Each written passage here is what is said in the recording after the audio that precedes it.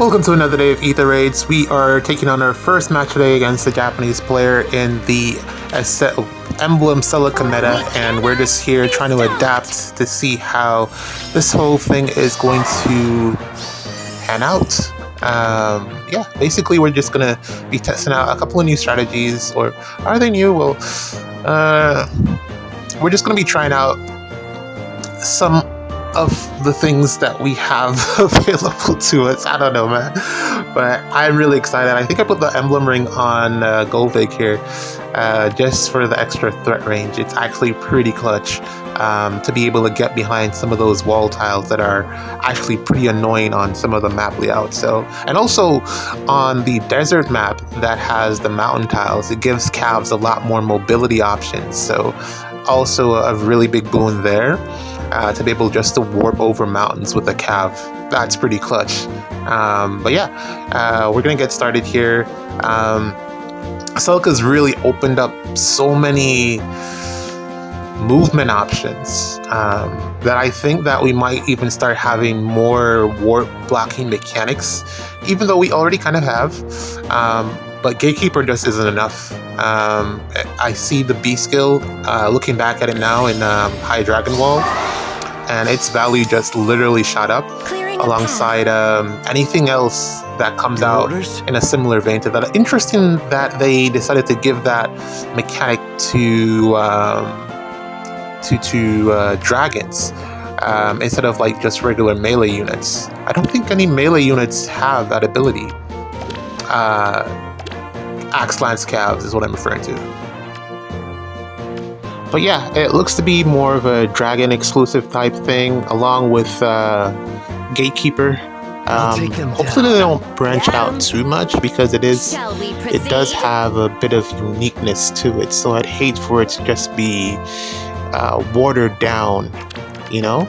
I feel like Gatekeeper deserves an alt at this point, because he has just, again, also skyrocketed in value, and he was legitimately, like, I feel, in my opinion, a good unit to begin with. After his refine, we just weren't able to utilize his full potential until this warp meta that we're currently in. So yeah, really excited to see what happens from here on. Kind of a bummer that Celica just bypasses him and also can murder him, which means that you'll probably need to have two warp blocking mechanics on your defense just to get away from Gatekeeper shenanigans. Good morning. It's a lot to think about. I mean, from warping shenanigans, which is a lot to think about. You'd probably have to run like someone with High Dragon Wall and then Gatekeeper, or Mer plus someone with High Dragon Wall, just so that you don't have your main anti-warping unit die in the first turn and then have your team just bamboozled afterwards. I guess, Good morning. if I were to think about it, who would be a good combo? Like, what units are really good with? It would have to be someone like Nagi, is what I'm thinking. Yeah, definitely have to be someone like Nagi. There isn't like really a dragon unit that can play a role on your defense that runs that combination of skills really well, aside from, because if it's a save unit, then that save unit would need to be able to save, which would inherently mean that that save unit has to be a good save unit to be either a near save or far save, because if they just die, then they're useless. And then alongside that, you'd have to have I feel like it's kind of requiring for there to be a Gatekeeper alt. I feel like that's where we're heading down in terms of just what would be a potential good option. Having two Gatekeepers is better than one. I don't like the idea of having a dragon as your backup anti-warp strategy, because if you have a dragon, it means that that dragon is more than likely going to be melee. And if you're having a melee dragon, it has to be a save, because if you don't have the threat range on that dragon unit, then why are they there?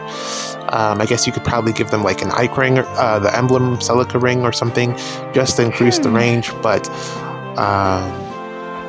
if they don't have combat potential, as most dragon units don't.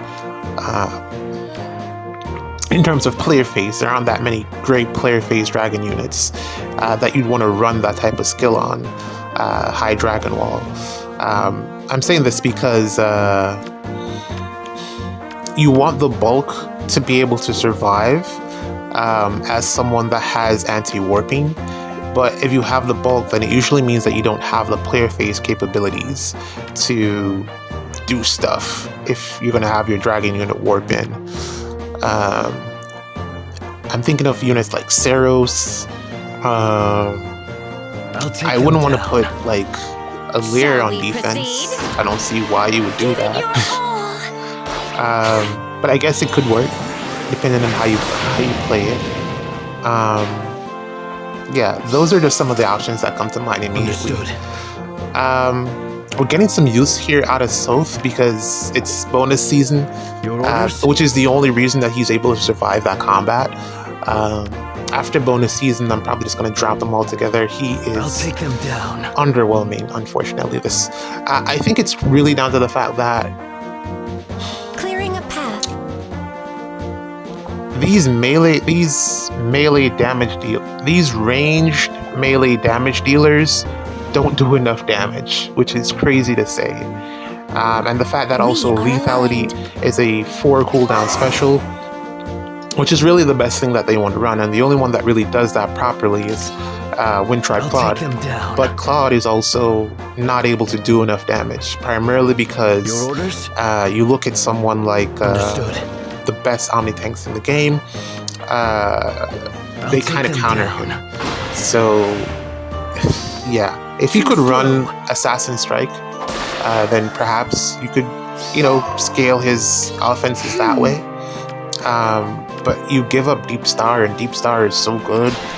Careful not to burn. Kind of don't want to do that. And then you look at all the other ranged threats that are bows that can run Deadeye. The only unit that really runs Deadeye really well in this current meta is Duo Shamir. Everyone else is kind of lackluster. I've been testing a bunch of range calves, range nukes, just to try to kill Ike, and Shamir is the only one that does it consistently. You can probably get Bernie, like Winter Bernie. No, not Winter Bernie. What's her face? Spring Bernie to a state where she can actually do it, but it takes a lot of investment. Yunaka can do pretty well, but it's like one unit. You can probably get something going with Wind Tribe Kagero as well. It's not that many, man. It's not that many.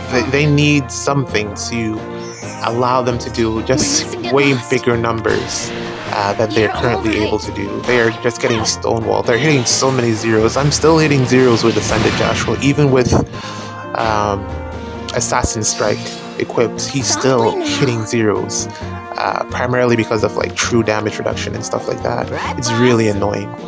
They need true damage. Shez is probably the best example. The fact that Shez is struggling to kill things shows you where melee damage dealers from range are currently at in the meta. But successful clear. Yeah, we're gonna be just running teams similar to this for the remainder of the week, and then we'll see what happens with Celica maps.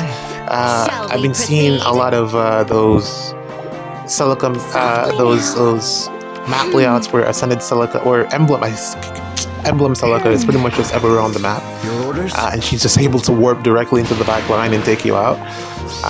Really, so far, you really want to player phase that. I mean, you can tank it, but it's a lot of work. But first match out of the way, let's play one more.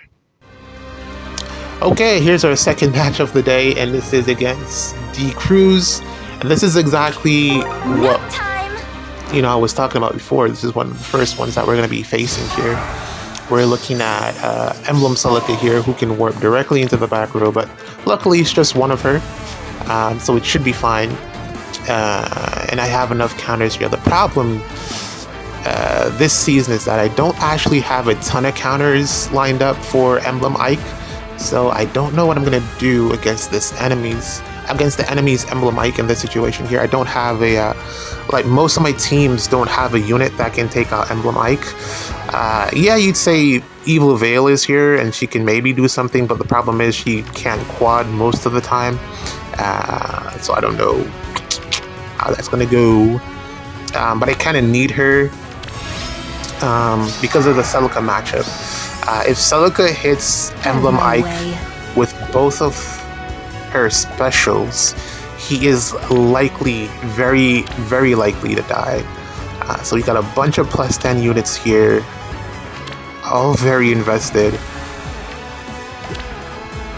But in my opinion, this defense is really just set up to kind of wall you out with bulk and with stall strategies here from Loki. With the gravity, stealing your buffs, Celica here to warp in and murder you. Plus 10 Kavisa, who I think is a fantastic unit. She just needs a little bit of work. And then Micaiah here, and then this, you know, Emblem Ike, of course. Micaiah here, not properly blessed, which is to my benefit. He probably ran out of blessings or just forgot, but it's still my benefit because it means that she will hopefully be easier to kill since you won't have the extra plus 10 plus I don't know how much health. But yeah, hopefully she'll be a bit easier to kill. So we're gonna take out Celica first off, and that's why Veil is here, because she has that scowl effect. We don't want to get hit twice with a special from her. I've seen some really cheeky Celica builds with Colorless Feud. I think that might be the way to go, but then there's also Embla in Dark Season, so you can just do that instead if you don't have the Colorless Feud. But just to eliminate the drive support of the two Veils, because they're the only ones that give that support currently. You want either Red Feud or Colorless Feud, or maybe even Blue Feud, but I think Red Feud would ultimately be the best choice to make there, because it leaves Ike pretty much all alone. But Red Feud is really, really rare. I think it's only on like Flavia and maybe one other unit, and no one's really pulling for a bunch of Flavias. But Colorless Feud is typically on most duo, well, it's on Duo Kagero and it's on Duo Nina. So there are two units that you can pick it up from, plus a couple others as well. Take Xander, for instance, Legendary Xander. But with this setup, we should be good here. Celica doesn't kill, what's his face here? Ather, because she doesn't win the speed check to double him. If she's plus 10, then probably, but I haven't seen that many plus 10s. Most people have opted to, instead of merging their Celicas, just spread them out across the map. So, yeah, 1v1, Ather should win that matchup, especially because he also has Scowl in his weapon, so that helps him out a ton. The biggest downside is that he doesn't heal.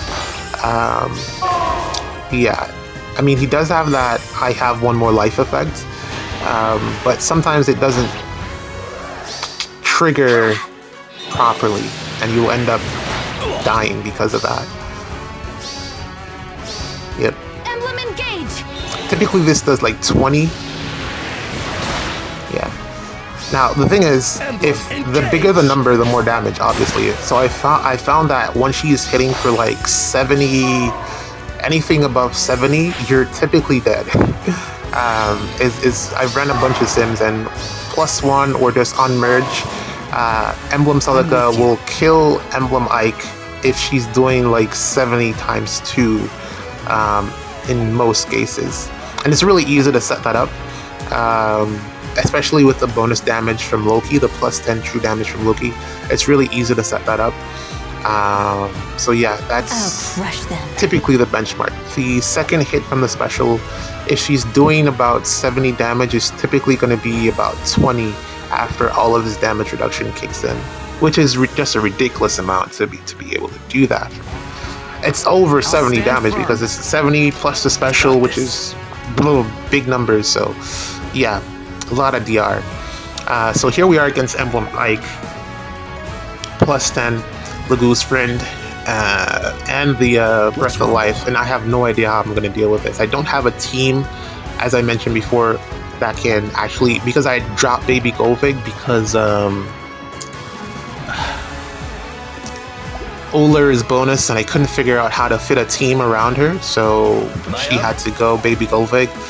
But I think after this I'm probably gonna have to put a team together that has a counter to Emblem Ike on defense, because I somehow forgot that everyone runs Ike on defense, and I shouldn't worry too, although I anticipate that I'll see a lot of Celicas, which is really what this team is for.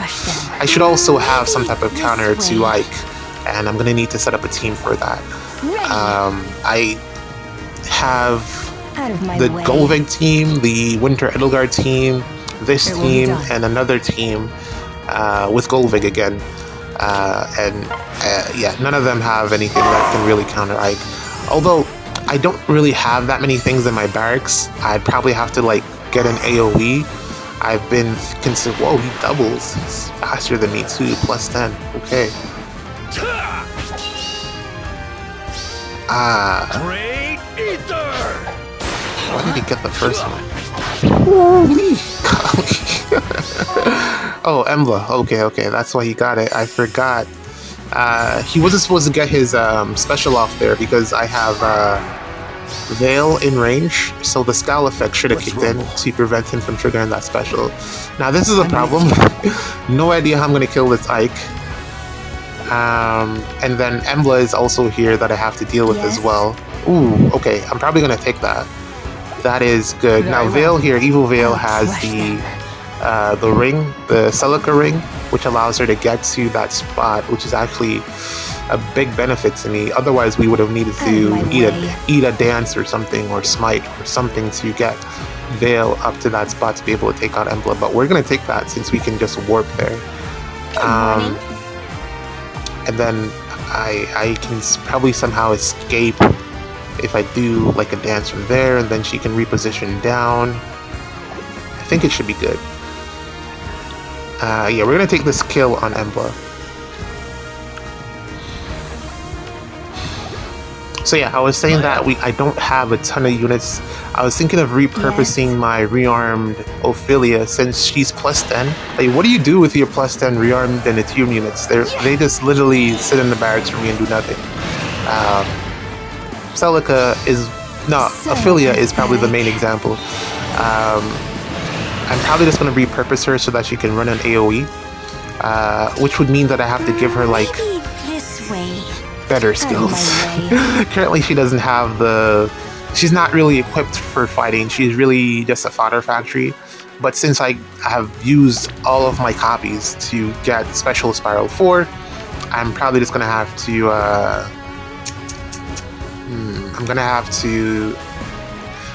I didn't want to fodder anything else to her, and she kind of needs Occultist Strike. From the testing that I've been doing, she actually needs Occultist Strike to be able to take out any Ikes.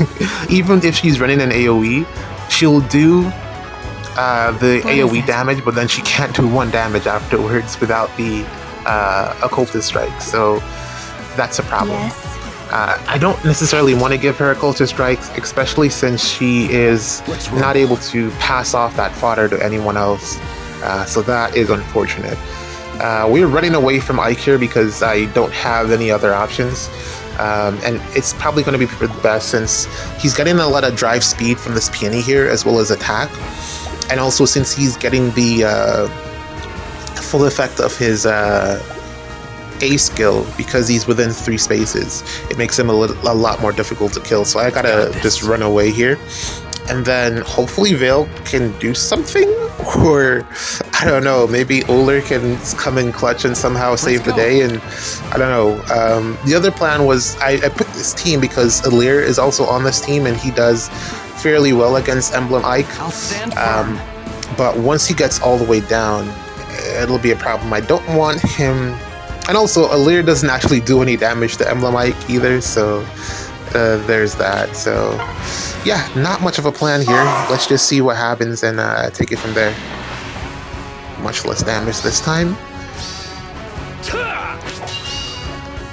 Alright, so there's the Veil effect kicking in.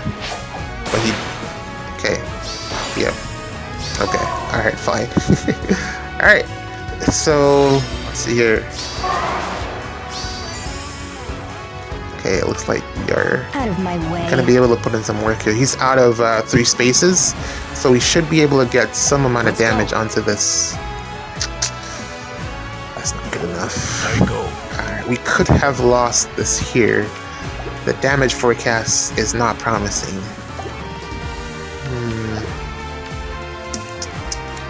What else can I try? Alright, let's see what Ike can do as well. We're gonna put Ike against Ike here. Hopefully, since I'm attacking, I'll do a bit more damage. Am I up?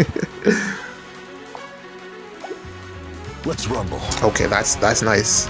We're gonna do this, and then I think with the dance, we should be able to get him to a spot where we can eventually take him out. And then from there, we'll only have to deal with a couple units. 1, 2, 3. Maybe even 2, depending on how things go. I think it's for the best to take out Peony. And then I could potentially get Veil to safety afterwards. Oh my, it's turn 4. Don't know how I'm going to get the pots, man. This is actually quite tough. Definitely bring a counter to Ike, because Ike is everywhere. Don't want to get stalled out here. And we're also in a position where... what is it? Gateau is going to be threatened, although I don't think he should be able to take out Gateau because he has a terrible player face. But Gateau is threatened here. So, yeah, this is kind of bad. I'm going to have to waste the dance. Well, it's not going to be wasted. Well, at least I hope it isn't. It just depends on how much damage I'm able to do. Man, this is going to be a really long video. I wonder how much of this I can cut out just to make it make sense.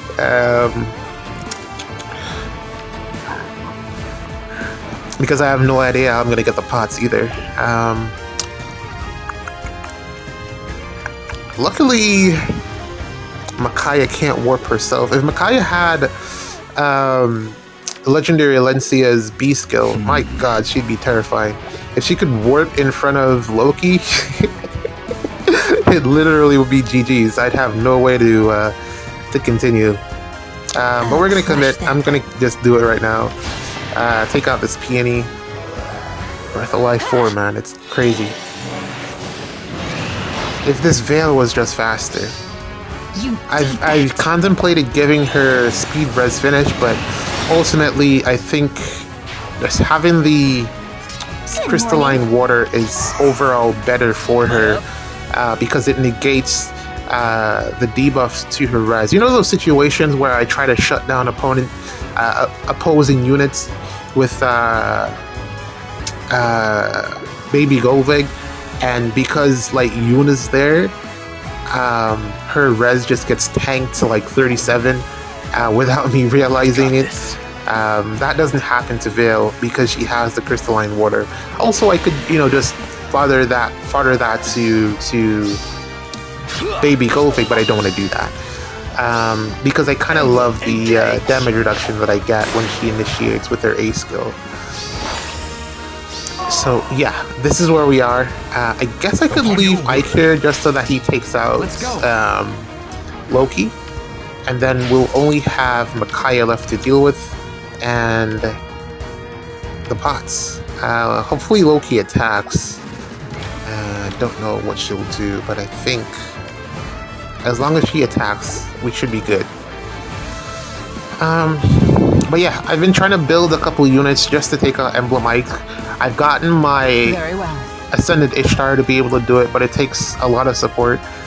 She needs DR Piercing. I had to give her Occultist Strike, but she really does need if she had DR Piercing, she could get it more consistently. And again, she is like highly invested.